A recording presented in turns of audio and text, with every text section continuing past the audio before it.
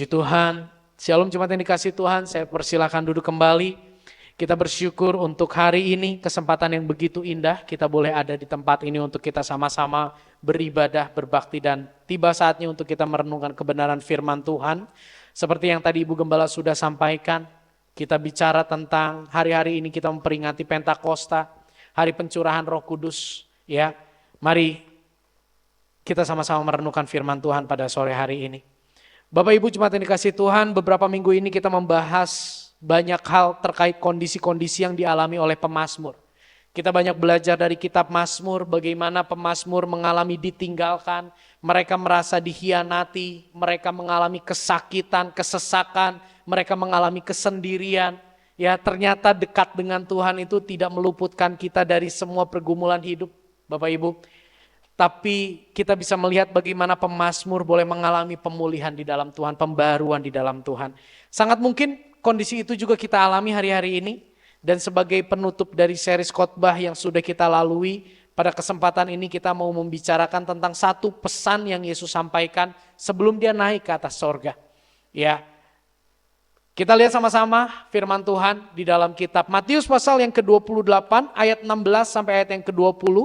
Saya bacakan bagi kita semua Matius 28 ayat 16 sampai 20, demikian firman Tuhan.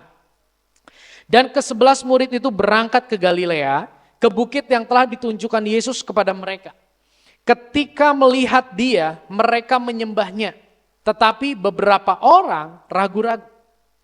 Yesus mendekati mereka dan berkata, "Kepadaku telah diberikan segala kuasa di sorga dan di bumi. Karena itu pergilah dan jadikanlah semua bangsa muridku dan baptislah mereka dalam nama Bapa dan Anak dan Roh Kudus. Dan ajarlah mereka melakukan segala sesuatu yang telah kuperintahkan kepadamu. Dan ketahuilah aku menyertai kamu senantiasa sampai akhir zaman." Kenapa membahas Pentakosta diawali dengan pembacaan ayat ini? Nanti di akhir kita akan melihat keterkaitan ayat ini dengan pencurahan Roh Kudus.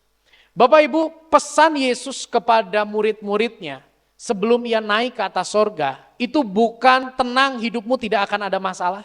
Tenang hidupmu itu akan mengalami lancar, terhindar dari pergumulan. Tapi di dalam Matius pasal yang ke-28 ayat 20 yang tadi kita baca, firman Tuhan berkata, kita baca sama-sama 1, 2, 3. Dan ajarlah mereka melakukan segala sesuatu yang telah kuperintahkan kepadamu. Dan ketahuilah aku menyertai kamu senantiasa sampai kepada akhir zaman. Inilah pesan terakhir Yesus yang ditulis oleh Matius sebelum ia meninggalkan dunia ini. Sebelum ia naik ke sorga, Yesus tidak menjanjikan seperti yang saya tadi sampaikan, tidak menjanjikan perjalanan yang tanpa masalah, tidak menjanjikan perjalanan hidup yang penuh kenyamanan, penuh kemulusan, tetapi ia menjanjikan penyertaannya ada di dalam setiap hidup umat tebusannya. Ya. Dan yang menarik Bapak Ibu Saudara sekalian, kitab Matius ini menulis kalimat terakhir di dalam bukunya Matius dengan kalimat aku menyertai kamu senantiasa sampai kepada akhir zaman. Tetapi Matius juga menulis di dalam Matius pasal yang ke-1 ayat yang ke-23 sebagai bagian awal dari kitab Matius. Kita baca sama-sama 1, 2, 3. Sesungguhnya anak darah itu akan mengandung dan melahirkan seorang anak laki-laki dan mereka akan menamakan dia Immanuel, yang berarti Allah menyertai kita. Perhatikan kedua ayat ini. Yang pertama Matius 28 ayat 20 itu merupakan bagian akhir dari kitab Matius yang menyampaikan bahwa Yesus berkata aku menyertai kamu senantiasa. Dan bagian awal dari kitab Matius di dalam Matius 1 ayat 23 itu juga ada pesan yang sangat kuat tentang penyertaan.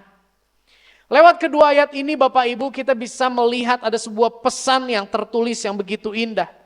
Kristus menjadi pribadi yang membuka jalan penyertaan Allah itu bisa dinikmati manusia berdosa.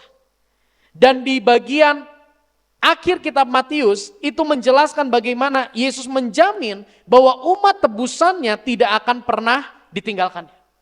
Kitab Matius dibuka dengan statement aku menyertai, Allah menyertai kita.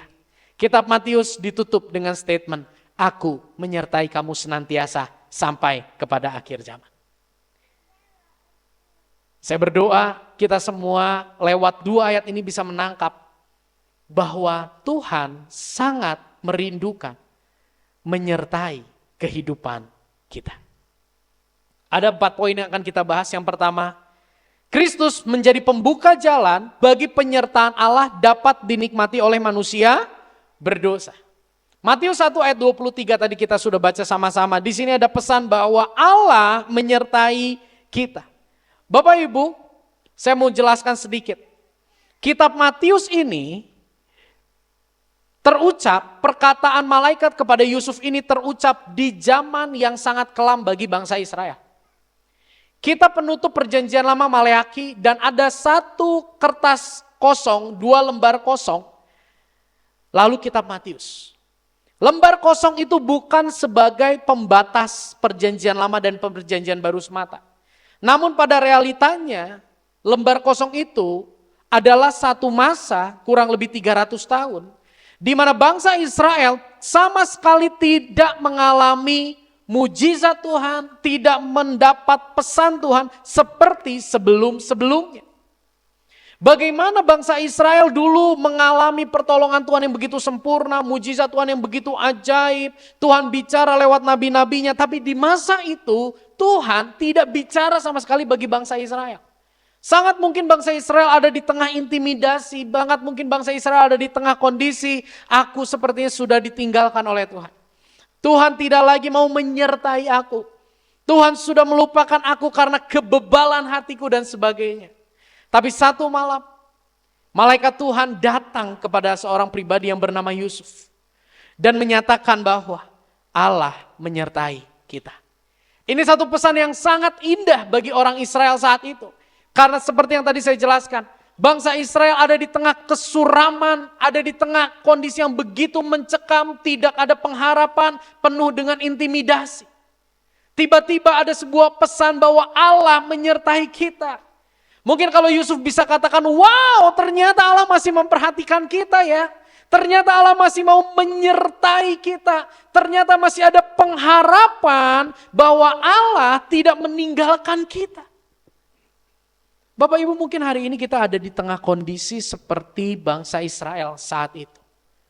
Kita merasa bahwa kita sudah terlalu bobrok, kita sudah terlalu hancur, hidup kita sepertinya sudah tidak layak lagi disertai oleh Tuhan. Kita merasa bahwa tidak ada lagi alasan, kayaknya tidak ada baik-baiknya hidupku sehingga Engkau mau menyertai aku. Mungkin kita berpikir kondisi demikian. Tapi biarlah lewat ayat ini kita bisa menangkap bahwa Allah tetap memperhatikan, Allah tetap mengasihi, Allah tetap mengawasi hidup kita dengan caranya sekalipun tanpa sepengetahuan kita. Bapak Ibu, penyertaan Allah atas hidup kita itu bukan terjadi secara tiba-tiba dan cuma-cuma. Ya, kita sering dengar kata penyertaan Allah. Tuhan menyertai kamu dan sebagainya. Saking seringnya kita dengar, sampai akhirnya kita ngerasa iya. Hati kita tidak lagi bersyukur untuk penyertaan Allah. Mungkin kita bisa berkata gini, iya sih Tuhan menyertai. Tapi kondisi belum berubah. Iya sih Tuhan menyertai, tapi situasi belum berjalan seperti yang aku harapkan. Iya Tuhan menyertai. Tapi hatiku kayaknya masih susah mengucap syukur karena kondisi belum berubah. Tapi kita mau sama-sama belajar pada sore hari ini. Ternyata penyertaan Allah atas hidup kita itu bukan terjadi secara tiba-tiba atau cuma-cuma. Tapi ada satu harga yang hanya dapat dibayar oleh Kristus. Ada harga yang hanya dapat dibayarkan oleh Kristus agar manusia berdosa dapat menikmati penyertaan Allah. Penyertaan Allah itu bukan sesuatu yang kebetulan, bukan sesuatu yang cuma-cuma. Kalau kita mengalami secara gratis, ketahuilah bahwa di balik gratis itu ada pribadi yang membayar harga sangat mahal, namanya Yesus Kristus. Dan karena dia membayar harga yang sangat mahal itu, maka manusia memiliki jalan berpotensi untuk mengalami dan menikmati penyertaan Allah di dalam hidupnya. Saya berdoa lewat penjelasan slide ini kita bisa menangkap sama-sama betapa indahnya penyertaan Allah, betapa mahalnya penyertaan Allah karena tidak dapat diselesaikan, tidak dapat dibayar harganya oleh manusia. Hanya Kristus yang dapat membayar. Dan inilah yang Yesus bayar supaya Anda dan saya manusia berdosa dapat menyertai penyertaan Allah. Inilah yang Yesus bayar supaya Anda dan saya orang-orang yang begitu mendukacitakan hati Allah dapat menikmati penyertaan Allah.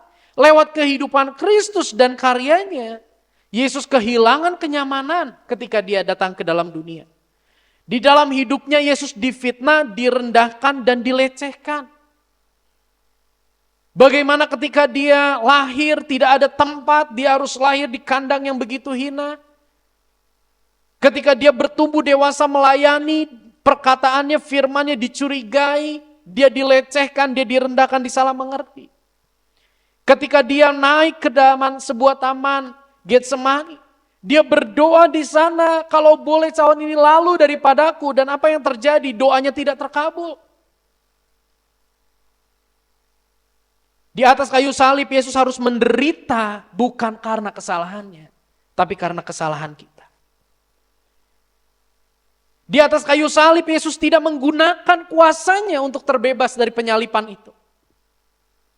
Dan yang paling mengerikan, di atas kayu salib Yesus harus terpisah dengan Bapa. Semua ini adalah harga yang harus Yesus bayar. Supaya Anda dan saya, manusia berdosa, dapat menikmati penyertaan Allah. Amin. Jadi sekali lagi, penyertaan Allah bukanlah hal yang remeh, bukanlah hal yang receh. Harga yang sangat mahal Yesus sudah bayar, supaya jalan antara manusia dengan Allah itu boleh terbuka. Pemulihan hubungan antara manusia dengan Allah itu boleh terjadi. Ketika Yesus ada di atas kayu salib, Matius 27 ayat 51 firman Tuhan berkata, dan lihatlah tabir bait suci terbelah dua dari atas sampai ke bawah dan terjadilah gempa bumi dan bukit-bukit batu terbelah. Ketika Yesus membayar harga supaya kita dapat menikmati penyertaan Allah, yang terjadi adalah tabir bait suci terbelah dua dari atas sampai bawah. Kenapa Matius menulis dengan begitu lengkap, dengan keterangan dari atas sampai ke bawah? Supaya di zaman-zaman itu tidak lagi ada orang yang mengaku-ngaku bahwa tabir itu terbelah karena aku yang gunting dari bawah ke atas. Tabir ini berbicara di dalam perjanjian lama, di dalam tabernakel, di dalam tempat ibadah orang Israel saat itu. Ada 3 ruangan. Dan tabir ini memisahkan antara ruang suci dengan ruang maha suci. Yang boleh masuk ke ruang maha suci adalah orang-orang tertentu. Ketika seorang masuk ruang maha suci harus dipastikan hidupnya bebas dari dosa.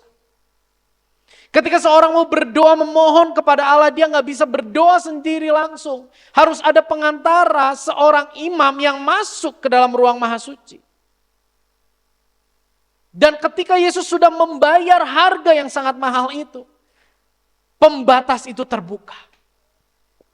Tidak ada lagi batas antara manusia berdosa dengan Allah yang kudus. Batas itu terbuka dan yang menariknya, itu terbuka, terbelah dari atas ke bawah, menunjukkan memang Allah yang menghendaki tidak ada batasan antara manusia dengan Allah. Di slide saya tulis, hanya karena Kristus kita dapat diperdamaikan dengan Allah, sehingga kita dapat menikmati penyertaan Allah. Amin. Bukan karena kuat kita, bukan karena gagah kita, tapi karena Kristus yang membayar harga bagi kita. Seneng ya saudara ketika orang bilang gini, wah motormu bagus, wah mobilmu keren, wah pakaianmu keren, wah jam tanganmu keren. Terus kita bilang gini, pamere. Pamere. Bisa nangkep ya arti kata pamere? Ada yang kasih. Ada yang beliin buat saya, kasih buat saya. Itu bukan barang gratis sebetulnya. Ada orang yang rela membayar harga supaya kita bisa menikmati barang yang bagus itu. Kita bisa diperdamaikan dengan Allah. Kita bisa menikmati penyertaan Allah dalam hidup kita. Itu karena anugerah. Sekali lagi, apa bedanya anugerah dengan hadiah? Hadiah dikasih waktu kita ulang tahun. Hadiah dikasih waktu kita mencapai satu standar. Itu hadiah. Tapi anugerah itu kita terima di saat kita tidak layak mendapatkannya. Itulah harga yang Yesus bayar untuk memperdamaikan kita dengan Allah. Di slide saya tulis gini. Oh, ketika aku berdosa, Allah memperdamaikan dirinya dengan aku. Penyertaan Allah, anugerah Allah, itu bukanlah bentuk persetujuan atau pembiaran Allah terhadap keberdosaan manusia. Jadi sekalipun kita menerima anugerah ketika kita berdosa, itu bukan berarti Allah setuju dengan dosa kita. Bukan berarti Allah membiarkan dosa kita, tapi di situ membuktikan kesetiaan dan ketulusan Allah mengasihi manusia yang terus hidup di dalam dosa. Jadi kalau hari ini sampai di poin ini kita sadar penyertaan Allah itu merupakan anugerah di dalam hidupku. Sadarilah. Itu bukan karena Allah membiarkan dosa kita. Itu bukan berarti Allah setuju dengan keberdosaan kita. Namun itu bukti ketulusan dan kesetiaan Allah mengasihi kita sekalipun kita hidup di dalam dosa. Poin yang kedua. Penyertaan Allah menggiring kita kepada panggilannya. Poin pertama tadi ditutup dengan statement bukan berarti dia setuju terhadap keberdosaan kita. Di poin kedua ini akan lebih jelas. Bagaimana penyertaan Allah itu menggiring kita masuk dalam panggilannya. Kita baca sama-sama Matius 28 ayat 19 sampai 20, 1, 2, 3. Karena itu pergilah, jadikanlah semua bangsa muridku dan baptislah mereka dalam nama Bapa dan Anak dan Roh Kudus. Dan ajarlah mereka melakukan segala sesuatu yang telah kuperintahkan kepadamu. Satu bagian lagi. Lukas 24 ayat 46 sampai 48. 1, 2, 3. Katanya kepada mereka, ada tertulis demikian. Mesias harus menderita dan bangkit dari antara orang mati pada hari yang ketiga. Dan lagi dalam namanya berita tentang pertobatan dan pengampunan dosa harus disampaikan kepada segala bangsa mulai dari Yerusalem. Kamu adalah saksi dari semuanya ini. Bapak Ibu Saudara sekalian, penyertaan Allah yang dialami oleh para murid bukanlah penyertaan Allah yang pasif. Namun penyertaan Allah yang aktif menggiring para murid masuk dalam panggilannya. Sebelum para murid diutus, dipanggil untuk memberitakan Injil, dipanggil untuk menjadi saksi Kristus. Para murid terlebih dahulu dipanggil untuk mendekat dan mengalami Kristus secara pribadi. Ketika Kristus memanggil murid-murid untuk mendekat, Kristus bersama dengan mereka, Kristus menyertai mereka dan mereka mengikuti Yesus. Penyertaan Yesus itu mengarahkan mereka kepada satu panggilan yang lebih besar untuk mereka menjadi saksi. Ada 3 panggilan di dalam hidup kita, 3 panggilan Allah bagi manusia berdosa. Yang pertama panggilan untuk mendekat dan mengalami Kristus secara pribadi. Panggilan untuk bersaksi dan memuridkan. Panggilan untuk hidup dalam kekekalan bersama dengan Dia. Bapak Ibu, ketika kita dengan pertolongan Roh Kudus menyadari betapa Kristus mengasihi kita, betapa Allah mengasihi kita lewat pengorbanan Kristus, dan kita meresponi kasih itu, di situ kita sedang meresponi panggilan untuk kita mendekat dan mengalami Kristus secara pribadi di dalam hidup kita. Panggilan untuk mendekat dan mengalami Kristus ini bukanlah kompromi terhadap dosa, bukanlah persetujuan Allah terhadap dosa. Tapi di dalam panggilan itu kita digiring untuk kita diubahkan, untuk kita didorong, diperlengkapi untuk kita bersaksi dan memuridkan orang-orang yang ada di sekitar kita. Ini yang perlu kita sadari. Seringkali kita merasa aku mengalami kasih Kristus begitu indah. Aku mengalami Kristus secara pribadi begitu luar biasa. Tanpa kita peduli bagaimana hidup kita seharusnya berubah. Jangan sampai kita terjebak di sebuah titik, Yesus terima aku apa adanya, aku berdosa sekalipun, kan Yesus terima aku, kan dia setia. No, jangan mempermainkan kesetiaannya. Tapi kesetiaan yang dia nyatakan di dalam hidup kita, itu seharusnya menggiring kita untuk kita mengalami perubahan hidup, memotivasi kita, memperlengkapi kita untuk kita menjadi saksi dan memuridkan. Saudara, di sini saya tulis, Allah memanggil manusia berdosa melalui kehidupan Kristus yang menyingkapkan kebenaran Allah yang sejati sehingga manusia tidak dapat mengelak dari kebobrokan diri, dan kasih Allah yang murni sehingga manusia tidak dapat terelak dari murka Allah karena kebobrokan diri. Bagaimana Allah memanggil kita? Allah memanggil kita lewat dua hal. Melalui kehidupan Kristus itu, kebobrokan kita tersingkap. Sampai titik kita tidak bisa mengelak lagi mengakui bahwa diri kita bobrok. Bapak Ibu ingat orang Farisi dan ahli Taurat. Siapa mereka? Mereka adalah orang yang membenci Yesus. Mereka adalah orang yang menyalibkan Yesus pada akhir. Kenapa mereka begitu membenci Yesus dan akhirnya menyalibkan Yesus? Karena kebobrokan diri mereka tersingkap. Karena mereka tidak lagi memiliki ruang untuk menutupi kebobrokan mereka di hadapan Kristus saat itu. Saya berdoa di sini tidak ada ahli Farisi dan ahli Taurat. Orang Farisi dan ahli Taurat. Di mana ketika kebobrokan tersingkap, kita terus berusaha menutupinya dengan berbagai macam cara.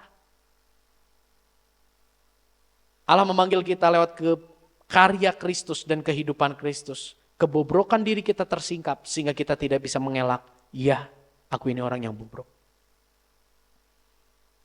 Yesus adalah kebenaran yang sejati. Namun di sisi lain, Allah memanggil kita melalui Kristus. Melalui kasihnya yang apa? Murni. Sehingga manusia dapat terelak dari murka Allah karena kebobrokan dirinya. Ini yang menarik. Ketika kebobrokan tersingkap, ternyata di sisi lain ada kasih Allah yang begitu tulus, murni, menerima kebobrokan diri. Bahkan lewat kasih itu manusia bisa terelak dari murka Allah. Perenungannya bagi kita saat ini. Adakah hari ini kita menyadari bahwa panggilan Allah itu begitu indah di dalam keseharian kita? Adakah hari ini ketika kita merenungkan harga yang Yesus sudah bayar, itu begitu indah di dalam kehidupan kita? Siapa yang rela kehilangan kenyamanan untuk kebaikan kita? Kalau ada beberapa orang, itu pun ada batasnya. Oh, dia berani kehilangan kenyamanannya untuk kebaikanku. Itu ada batasnya. Dan seringkali kita begitu wow, amazed sama apa yang orang itu lakukan. Yang Kristus lakukan itu jauh lebih indah. Yesus rela terfitnah, Yesus rela direndahkan, Yesus rela dilecehkan. Yesus rela doanya tidak terkabul. Yesus rela menderita bukan karena kesalahannya. Yesus tidak menggunakan kuasanya. Yesus rela terpisah dari Bapa. Inilah harga yang Yesus bayar untuk memanggil kita mengalami kasih dan kuasanya. Ketika ini menjadi hal yang begitu indah di dalam kehidupan kita, seharusnya hati kita berubah. Kita memiliki kerendahan hati karena kita menyadari kebobrokan diri yang tersingkap dengan jelas. Seharusnya hati kita berubah, kita dibangkitkan, kita dihiburkan, kita diteguhkan kembali dalam perjalanan kita mengiring Dia. Seharusnya ketika ini begitu jelas di dalam kehidupan kita, lahirlah kerelaan untuk kita tunduk, untuk kita taat kepada Dia. Bukan karena ingin sesuatu, tapi karena kita menyadari bagaimana Dia telah mengasihi kita. Ketika seorang menyadari dan mengagumi panggilan Allah dalam karya Kristus, mungkin kondisi tidak berubah. Namun hatinya yang dipulihkan. Hatinya yang dipenuhi dengan kekaguman akan Dia, yang itu nyata lewat perubahan kehidupan dan perkataan yang menceritakan Kristus. Ya. Ketika kita mengagumi panggilan Allah, ketika kita menyadari begitu indahnya harga yang Kristus bayar untuk mendatangkan penyertaan Allah dalam hidup kita, mungkin kondisi tidak berubah. Tapi hati kita yang akan berubah. Jika hari ini di dalam doa kita berdoa memohon agar kondisi berubah, itu tidak ada yang salah. Mohonlah itu kepada Tuhan. Tapi di sisi lain, jangan sampai kita lupa bahwa sangat mungkin kondisi tidak berubah, tapi Tuhan mau mengubah hati kita lewat pergumulan yang terjadi. Biarlah hati kita boleh semakin dipulihkan dan dipenuhi kekaguman akan Dia, sehingga hidup kita berubah. Penyertaan Allah bukanlah bukti persetujuan atau pembiaran Allah terhadap keberdosaan manusia, namun bukti kesetiaan Allah mengasihi sekalipun manusia berbuat dosa.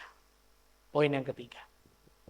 Kristus tidak hanya membuka jalan untuk manusia berdosa dapat menikmati penyertaan Allah, namun Kristus pun menjamin penyertaan Allah itu tetap ada di dalam setiap umat tebusannya. 28 ayat 20 firman Tuhan berkata, dan ajarlah mereka melakukan segala sesuatu yang telah kuperintahkan kepadamu, dan ketahuilah aku menyertai kamu senantiasa sampai kepada akhir zaman. Sebelum ayat ini, Matius 28 ayat 18, Yesus berkata, sebelum Dia menyatakan bahwa aku menyertai kamu senantiasa sampai kepada akhir zaman, Yesus berkata, kepadaku telah diberikan segala kuasa di sorga dan di bumi. Ketika kita melihat, ketika kita menyadari, yang berbicara itu adalah pribadi yang memiliki kuasa di sorga dan di bumi, seharusnya tidak ada lagi keraguan di dalam diri kita akan penyertaan yang begitu ajaib dalam hidup kita. Paulus menuliskan, kita baca sama-sama ayat ini, 1, 2, 3. Sebab aku yakin, baik maut maupun hidup, baik malaikat-malaikat maupun pemerintah-pemerintah, baik yang ada sekarang maupun yang akan datang, atau kuasa-kuasa, baik yang di atas maupun yang di bawah, ataupun suatu makhluk lain, tidak akan dapat memisahkan kita dari kasih Allah yang ada dalam Kristus Yesus Tuhan kita. Wow! Paulus menyadari bahwa di dalam Kristus tidak ada hal yang bisa memisahkan kita dari kasih Allah sekalipun kondisi tidak berubah.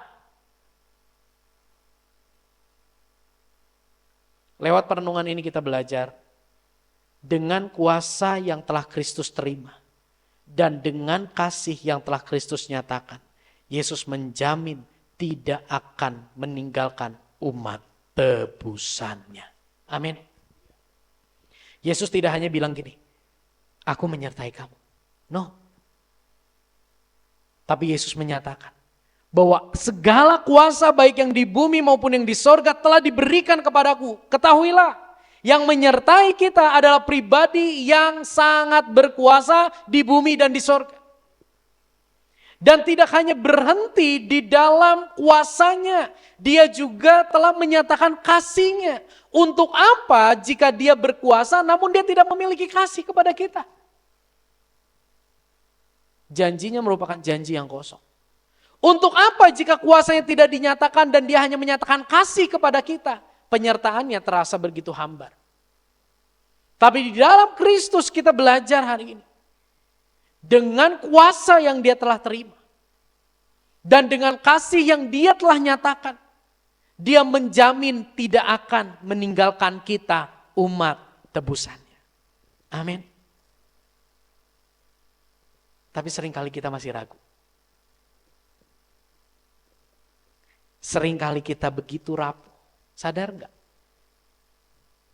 Seringkali kita lupa akan kuasa dan kasih yang telah Kristus nyatakan dalam hidup kita. Sehingga kita dikuasai oleh ketakutan, kecemasan, kekhawatiran. Untuk itulah Roh Kudus hadir. Kuasanya, kasihnya seharusnya sanggup membuat kita tidak meragukan penyertaannya.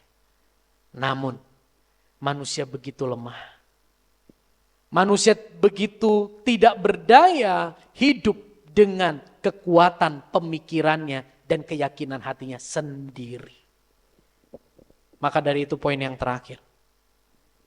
Roh Kudus dihadirkan. Saya undang pemain musik. Penyertaan Allah itu nyata melalui pribadi Roh Kudus.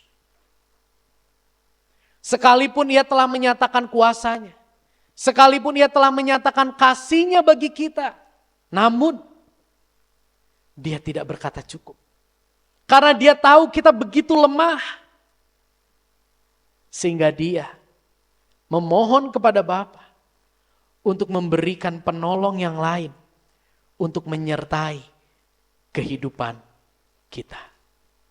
Kita baca sama-sama ayat ini, 1, 2, 3. Aku akan meminta kepada Bapa dan ia akan memberikan kepadamu seorang penolong yang lain, supaya ia menyertai kamu selama-lamanya. Yaitu Roh kebenaran. Dunia tidak dapat menerima dia, sebab dunia tidak melihat dia dan tidak mengenal dia. Tetapi kamu mengenal dia, sebab ia menyertai kamu dan akan diam di dalam kamu. Kuasanya sudah dinyatakan, kasihnya sudah dinyatakan. Dia tahu betapa lemahnya kita. Dia tahu betapa rapuhnya kita. Dia tahu betapa kita sering kali lupa akan apa yang telah Dia lakukan di dalam kehidupan kita. Dia tahu bahwa kita sulit sekali percaya akan kuasa dan kasih-Nya yang sudah dinyatakan bagi kita. Karena kita adalah manusia berdosa yang memiliki natur menyangkali Allah. Oleh karena itu, Dia hadirkan penolong yang lain untuk menyertai kita. Dia hadirkan penolong yang lain yang tidak jauh, tapi berdiam di dalam kita.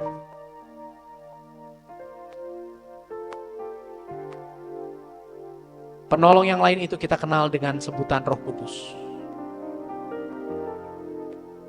Inilah yang Roh Kudus kerjakan. Dia tidak hanya berdiam di dalam kita,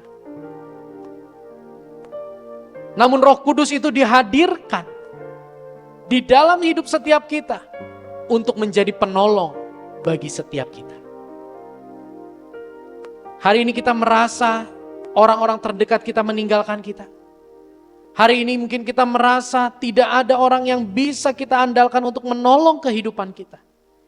Kita merasa berjalan sendiri menghadapi tantangan hidup, pergumulan hidup. Ketahuilah, Roh Allah itu ada di dalam kita. Penolong kita itu tidak jauh dari hidup kita. Dia ada di dalam kehidupan kita. Dia bekerja berdiam di dalam kita untuk menolong kita. Dia bekerja di dalam kita untuk Dia menjadi penghibur bagi kita. Ketika kita hidup digiring masuk dalam panggilannya, sangat mungkin kita mengalami masalah, sangat mungkin kita mengalami pergumulan, kita mengalami kerisauan hati. Tapi Roh Allah itu menghibur kita di tengah pergumulan itu. Dia tidak merubah kondisi kita, namun Dia menghibur kita sehingga di dalam kesesakan sekalipun tetap ada sukacita, damai sejahtera mengalir di dalam hidup kita. Itu bukan karena engkau dan saya hebat menghafal firman, bukan karena engkau dan saya rajin ke gereja semata, tapi itu semua terjadi karena Roh Kudus yang menghibur kita. Roh Kudus itu ditempatkan di dalam kita untuk Dia mengajar dan mengingatkan kita tentang apa yang Kristus sudah lakukan, tentang apa yang Kristus sudah ajarkan di dalam hidup kita. Seringkali kita lupa, seringkali kita tergulung oleh kekhawatiran dan ketakutan. Kita dikuasai oleh kepanikan, kita dikuasai oleh kemarahan karena kondisi berjalan tidak sesuai dengan yang kita harapkan. Kita menjadi marah ketika orang di lingkungan kita tidak kunjung berubah. Roh Kudus bekerja untuk menyadarkan kita, mengingatkan kita, mengajar kita. untuk kita tidak hanya mengharapkan orang itu berubah, tapi Roh Kudus mengingatkan, mengajarkan bahwa kita pun perlu berubah.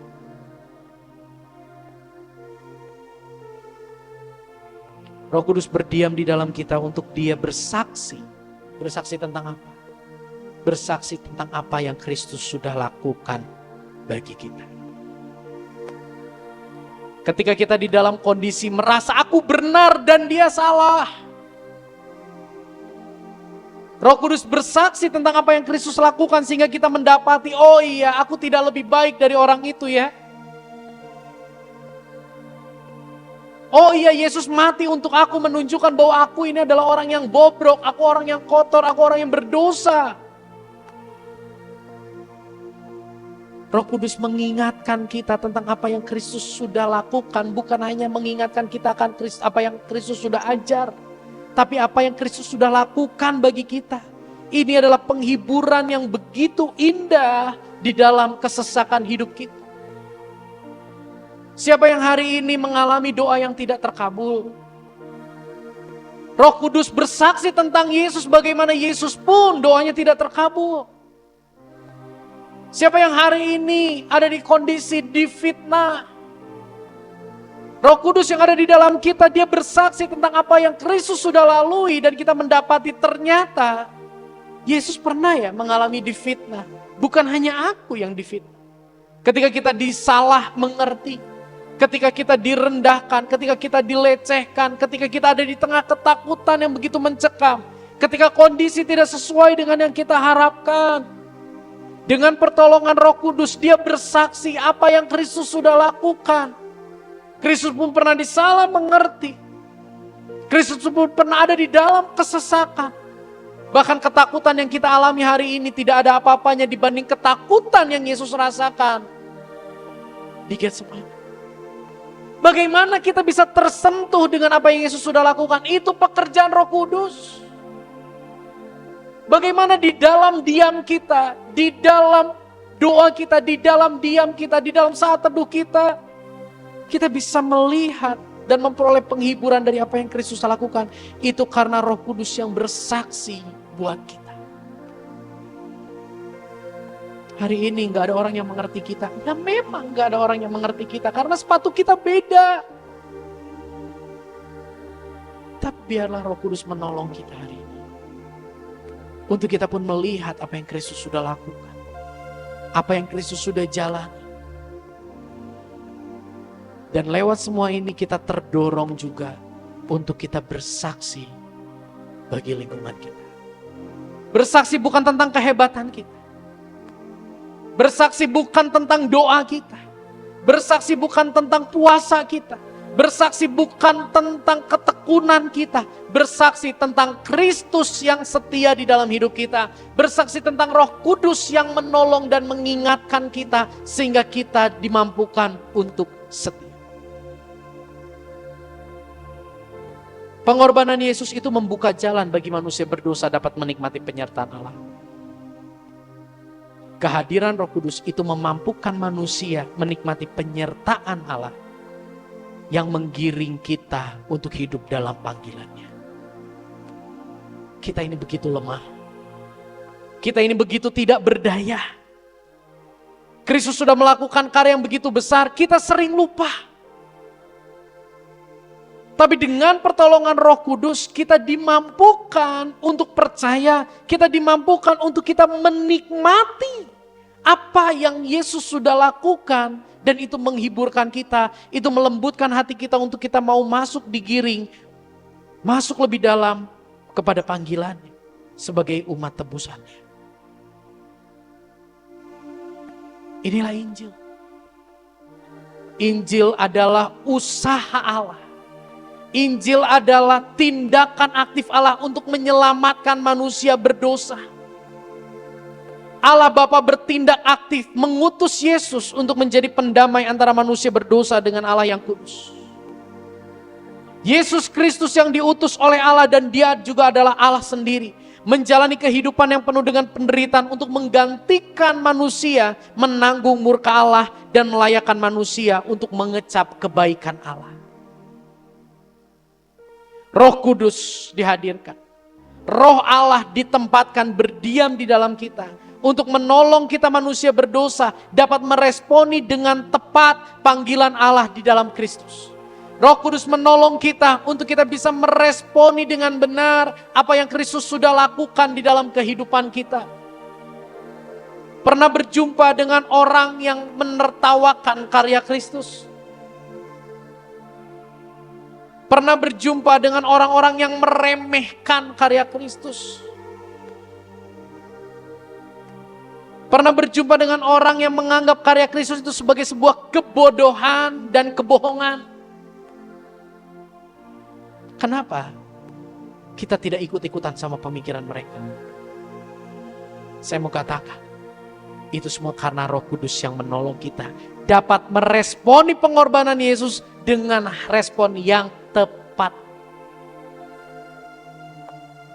Sehingga kita dapat mendekat, kita bisa diubahkan, kita dimampukan bersaksi dan setia sampai akhir hidup kita. Wow. Untuk menikmati penyertaan Allah, untuk kita manusia berdosa dapat menikmati penyertaan Allah, Allah tidak tinggal diam. Allah Bapa mengutus Yesus. Yesus menjalani kehidupan, membayar harga yang begitu mahal. Dan Roh Kudus yang mengingatkan kita, yang menolong kita, yang menopang kita untuk kita bisa meresponi apa yang Kristus sudah lakukan dengan tepat. Kita baca sama-sama bagian ini, 1, 2, 3. Penyertaan Allah bukan dinyatakan melalui kemudahan hidup semata, namun nyata melalui kehadiran dan pekerjaan Roh Kudus yang memampukan kita untuk tetap percaya dan setia dalam panggilannya sekalipun hidup tidak mudah. Seringkali kapan kita bersaksi tentang penyertaan Allah? Ketika kita diluputkan dari kecelakaan, ketika kita diluputkan dari penipuan. Wah, aku disertai Allah. Ketika ini. Tapi sesungguhnya penyertaan Allah itu tidak hanya dinyatakan ketika kita mengalami kemudahan dalam hidup. Tapi penyertaan Allah itu dinyatakan lewat karya Roh Kudus yang memampukan kita untuk percaya sekalipun hidup tidak mudah. Penyertaan Allah itu juga dinyatakan lewat karya Roh Kudus yang memampukan kita untuk setia ketika panggilannya begitu tidak mudah untuk kita lakukan dan kerjakan. Roh Kudus diberikan bukan untuk kita menjadi orang yang sakti, tetapi untuk kita menjadi saksi. Mari saudara, yuk kita bertobat sore hari ini. Bertobat dari apa? Bertobat dari meremehkan penyertaan Allah. Ternyata penyertaan Allah itu bisa ada, kita nikmati karena Dia bayar harga yang sangat mahal. Kita bertobat dari apa? Bertobat dari mensyukuri penyertaan Allah dan membuat kita rasa, oh aku cukup hidup seperti ini. Aku tidak perlu berubah karena kasih-Nya begitu sempurna. Penyertaan Allah membimbing, menggiring kita untuk mengalami perubahan hidup. Penyertaan Allah itu nyata lewat pribadi Roh Kudus yang berdiam di dalam kita. Jika hari ini kita masih tetap percaya Yesus sebagai Tuhan dan Juru Selamat, sekalipun banyak hal yang berpotensi membuat iman kita gugur, tapi kita tetap percaya, saya mau katakan, penyertaan Allah itu ada di dalam hidup kita. Bukan karena kita percaya maka kita disertai Allah. Tapi karena Allah menyertai kita, kita dimampukan untuk percaya. Bukan karena hidup kita berubah, maka Allah menyertai kita. Oh, transaksional sekali. Tapi karena penyertaan Allah, kita dimampukan untuk berubah. Bukan karena kita mengucap syukur, maka Allah menyertai kita. Tapi karena penyertaan Allah itu kita sadari, kita mengerti, kita bisa bersyukur. Mari saudara, ini adalah anugerah. Biarlah pengertian kita tentang penyertaan Allah itu berubah. Dan di hari Pentakosta ini, hati kita boleh limpah dengan syukur. Karena kita terus ditolong untuk menikmati penyertaan Allah di dalam hidup kita. Mari kita tundukkan kepala.